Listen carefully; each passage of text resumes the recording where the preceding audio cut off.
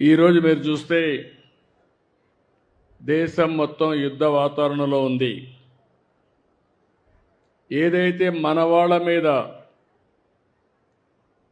ఎవరైతే టెర్రరిస్టులు ఉన్నారో వాళ్ళు వచ్చి దాడులు చేయడం, దానిపైన దేశమంతా కూడా ఎక్కడికక్కడ చలించిపోవడం, అది చూసిన తర్వాత ఇప్పుడే కాదు ఎప్పుడూ మన దేశం టెర్రరిజానికి వ్యతిరేకం.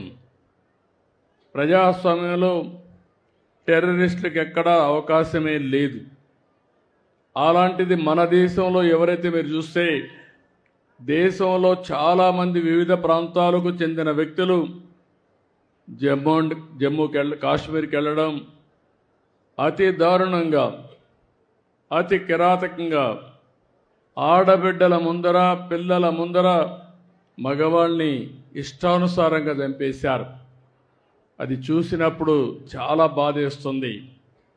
అలాంటి సంఘటన జరిగిన తర్వాత ప్రధానమంత్రి గారు ఎప్పుడూ చెప్పారు, తీవ్రవాదానికి ప్రపంచంలో చోటు లేదని చెప్పి దీనిపైన చర్య తీసుకోవాలని సింధూర్ అనే కార్యక్రమం పెట్టి టెర్రరిస్టులను హతం చేసిన దేశం, హతం చేసిన ప్రభుత్వం కేంద్రంలో ఉండే ఎన్డీఏ ప్రభుత్వం అని చెప్పి కూడా నేను మీకు తెలియజేస్తున్నాను.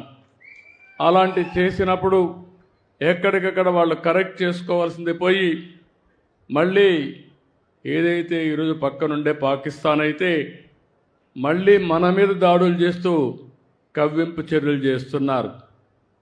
అయితే మన దేశంలో ఒకటే చెప్తున్నా, మొన్న కూడా నేను చూశాను, అమరావతి చివరి మీటింగ్ ఆ రోజు ప్రధానమంత్రి గారు వచ్చింది.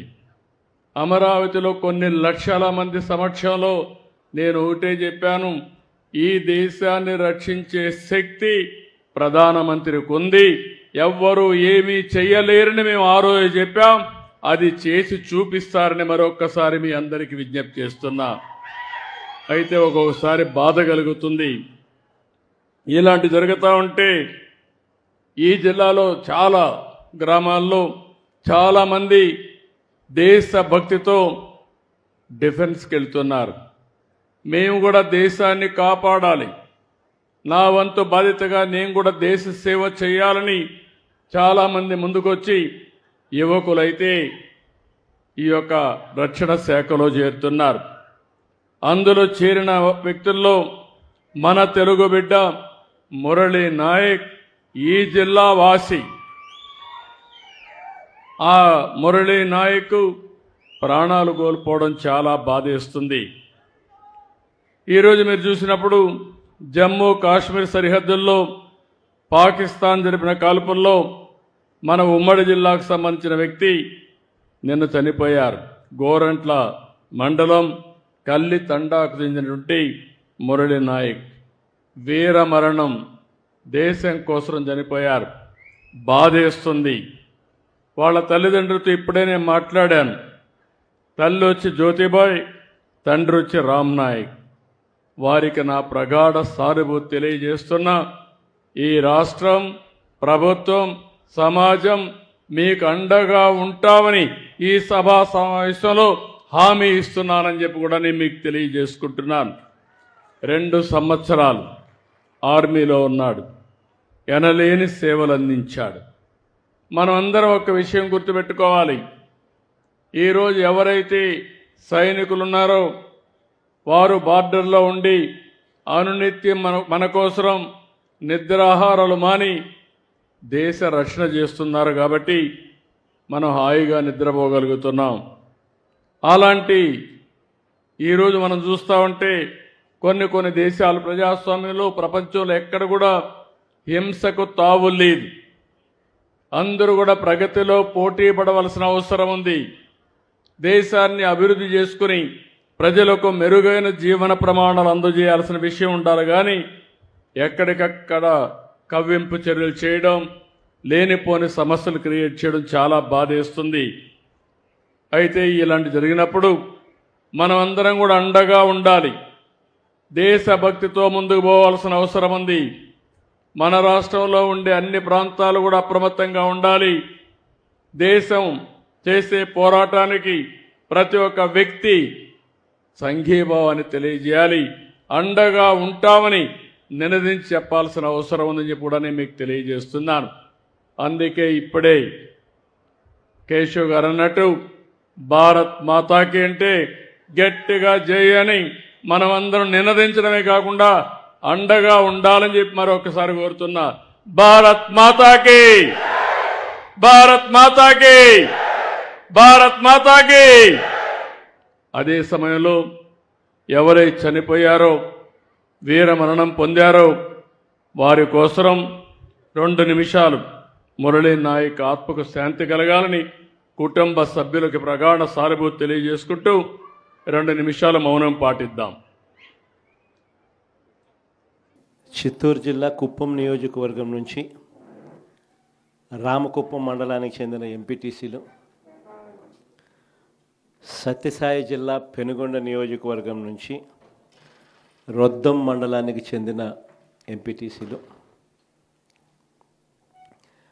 మడకశిర నియోజకవర్గం మడకశిర మున్సిపాలిటీకి సంబంధించిన కౌన్సిలర్లు, అన్నమయ్య జిల్లా రాజంపేట మున్సిపాలిటీకి సంబంధించి అక్కడి నుంచి వచ్చిన కౌన్సిలర్లు, వీరితో పాటు ఈ ప్రాంతాలకు సంబంధించిన ముఖ్య నేతలందరికీ కూడా పేరు పేరున హృదయపూర్వకంగా నమస్కారాలు తెలియజేస్తా ఉన్నాను. ఈరోజు మీరంతా కూడా తెగువ చూపించిన పరిస్థితుల మధ్య మిమ్మల్ని అందరినీ అభినందిస్తూ మీ అందరితో కూడా కాసేపు గడిపే కార్యక్రమం చేస్తూ ఉన్నాం. నిజంగా ఈరోజు రాష్ట్రంలో ఉన్న పరిస్థితులు ఎలా ఉన్నాయి అన్నది బహుశా నాకన్నా కూడా మీకే బాగా తెలుసు.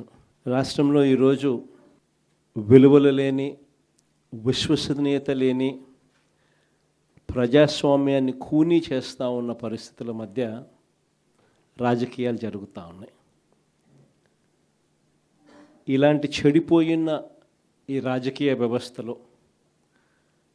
తులసి ముక్కల్లా ఎంపీటీసీలమైన, జెడ్పీటీసీలమైన, కౌన్సిలర్లమైన అయ్యా చంద్రబాబు మమ్మల్ని చూసి నేర్చుకో రాజకీయాలు ఎలా చేయాలి అని చెప్పి తెగువ చూపించి రాజకీయాలకు అర్థం చెప్పి గట్టిగా నిలబడిన మీ అందరికీ కూడా మీ జగన్ హ్యాట్స్ ఆఫ్ చెప్తూ సెల్యూట్ చేస్తా ఉన్నాను. కారణం ఏమిటంటే రాజకీయాలలో ఉన్నప్పుడు విలువలు ఉండాలి. రాజకీయాల్లో ఉన్నప్పుడు విశ్వసనీయత అన్న పదానికి అర్థం తెలిసి ఉండాలి. ఈ రెండింటికి కూడా అర్థం తెలియని వ్యక్తి ఎవరైనా ఈ రాష్ట్రంలో ఉన్నారు అని అంటే అన్ఫార్చునేట్గా అది ఈ రాష్ట్ర ముఖ్యమంత్రి అని చెప్పడానికి నిజంగా ఈ రాష్ట్ర పౌరుడిగా నేను తలదించుకోవాల్సిన పరిస్థితి. అంతగా దిగజార్చినడు ఈ పెద్ద మనిషి రాజకీయాలను. ఈరోజు రాజకీయాలలో ఇటువంటి దారుణమైన పరిస్థితులు కూడా చూడాల్సి వస్తుందని నేను ఎప్పుడు అనుకోలే. ఎందుకు ఈ మాట చెప్తా ఉన్నాను అని అంటే, ఒకసారి ఈ రామకుప్పానికి సంబంధించి చంద్రబాబు నాయుడు గారి సొంత నియోజకవర్గం, ఈ రామకుప్పానికి సంబంధించి ఎంపీటీసీకి సంబంధించిన ఒక కేస్ స్టడీ, ఒక ఎంపీపీ చనిపోయిన పరిస్థితుల మధ్య ఎన్నికలు జరుగుతూ ఉన్నాయి. 16కు సంబంధించిన ఎంపీటీసీలు వైఎస్ఆర్సీపీకి సంబంధించిన వాళ్ళే గెలిచారు. మరి ఇలాంటి చోట ఎందుకు చంద్రబాబు అనే వ్యక్తి పోటీ పెడతా ఉన్నాడు? గెలవడం అన్నదానికి మీనింగ్ ఎక్కడుంది? గెలవలేము అన్న సంగతి తెలుసు. గెలిచిన వాళ్ళందరూ కూడా, ఇక్కడ నుంచి గెలిచిన వాళ్ళందరూ కూడా వైఎస్ఆర్సీపీ టికెట్ మీద, ఆ బీఫామ్ మీద గెలిచిన వాళ్ళు. మళ్ళీ ఇలాంటి చోట 6 మందిని ఇక్కడి నుంచి లాక్కునే కార్యక్రమం చంద్రబాబు నాయుడు గారి దగ్గరుండి చేశారు. తర్వాత వైఎస్ఆర్సీపీ ఎంపీటీసీలు ప్రయాణం చేస్తూ ఉన్న, మిగిలిన ఎంపీటీసీలు ప్రయాణం చేస్తూ ఉన్న వాహనాన్ని దగ్గరుండి పోలీసుల చేత అడ్డుకున్నారు. హైకోర్టు ఆదేశాలతో భద్రత కల్పించాల్సిన పోలీసులు సాక్షాత్తుగా దగ్గరుండి చంద్రబాబు నాయుడు గారికి వాచ్మెన్ లాగా తయారయ్యారు. చివరికి కోరం లేకపోయినా కూడా 6 మంది సభ్యులు మాత్రమే చంద్రబాబు నాయుడు గారి ప్రలోభాలకు లొంగి అటువైపున వెళ్ళిన పరిస్థితుల మధ్య కూడా ఏకంగా డిక్లేర్ చేసుకున్నారు అధికారుల చేత. ఇలాంటి రాజకీయ వ్యవస్థతో మనం పోటీ చేస్తూ ఉన్నాం. సత్యసాయి జిల్లా పెనుగొండ నియోజకవర్గం రొద్దం మండలం, ఇక్కడ కూడా పరిస్థితి చూస్తే ఎలా ఉంది అని అంటే ఏకంగా 15 ఎంపీటీసీలకు 15 ఎంపీటీసీలు వైఎస్ఆర్సీపీనే గెలిచింది. మళ్ళీ ఇక్కడ పోటీ పెట్టే పరిస్థితి మామూలుగా ఎవరు చేయకూడదు. ఇక్కడ కూడా ఎంపీపీ చనిపోయిన పరిస్థితుల మధ్య ఇక్కడ ఎంపీపీని ఎన్నుకునే ఉప ఎన్నిక జరుగుతూ ఉంది. ఇక్కడ కూడా తారుమారు చేయడానికి చాలా కష్టపడ్డాడు. దగ్గరుండి చంద్రబాబు నాయుడు గారే తన కుప్పంలో ఇలాంటి దిక్కుమాలిన రాజకీయాలు తానే చేస్తూ రాష్ట్రంలో ఉన్న అన్ని ప్రాంతాలకు కూడా ఇదే మాదిరిగా మీరు కూడా రాజకీయాలు చేయండి అని చెప్పి తానే దిక్సూచిగా నిలుస్తూ తానే ఇలాంటి చెడిపోయిన రాజకీయాలను ప్రేరేపిస్తూ ఉన్నాడు.